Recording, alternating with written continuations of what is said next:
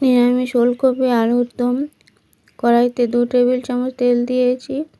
একটি ওলকপি ছোট ছোট টুকরো করে কেটে দিয়েছি। লো টু মিডিয়াম ফ্লেমে উল্টে পাল্টে নাড়াচাড়া করে নিতে হবে। 1 মিনিট নাড়াচাড়া করে নিয়েছি।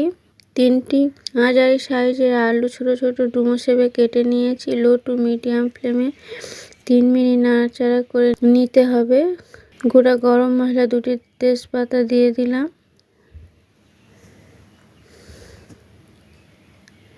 উল্টে পাল্টে নাড়তে হবে। লো টু মিডিয়াম ফ্লেমে একটু লালি লালি করে ভেজে নিতে হবে। প্রেসার কুকারে লো টু মিডিয়াম ফ্লেমে একটি সিটি দিয়ে সিদ্ধ করে নিতে হবে। 1 কাপ জল দিলাম।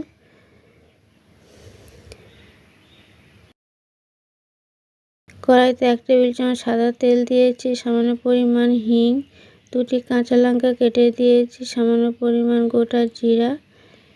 একটু নাড়াচাড়া করে নেব 10 সেকেন্ড। একটি টমেটো পিউরি করে দিয়ে দিলাম। নাড়াচাড়া করে নিতে হবে। স্বাদ মতো লবণ, 1 চা চামচ চিনি, হাফ চা চামচের কম হলুদ গুঁড়ো, সামান্য পরিমাণ লঙ্কার গুঁড়ো, জিরা ধনের গুঁড়ো 1/2 চা চামচ। নাড়াচাড়া করে নিতে হবে 1 মিনিট। লো টু মিডিয়াম ফ্লেমে মশলা থেকে তেল ছেড়ে দিয়েছে।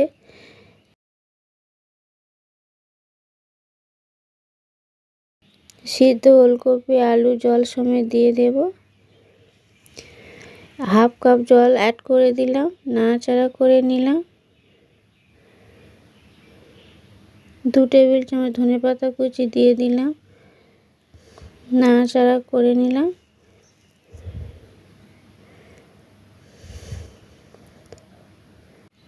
লো টু মিডিয়াম ফ্লেমে 3 মিনিট ফুটিয়ে নিতে হবে। তারপর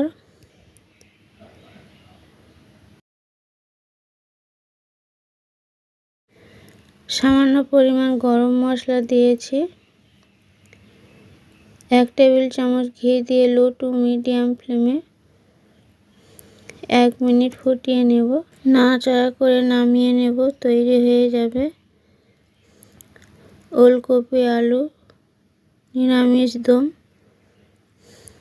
আপনারা ট্রাই করবেন। আশা করছি আপনাদের খুব ভালো লাগবে। ভালো লাগলে লাইক, শেয়ার, কমেন্ট করবেন। নতুন বন্ধুরা সাবস্ক্রাইব করবেন।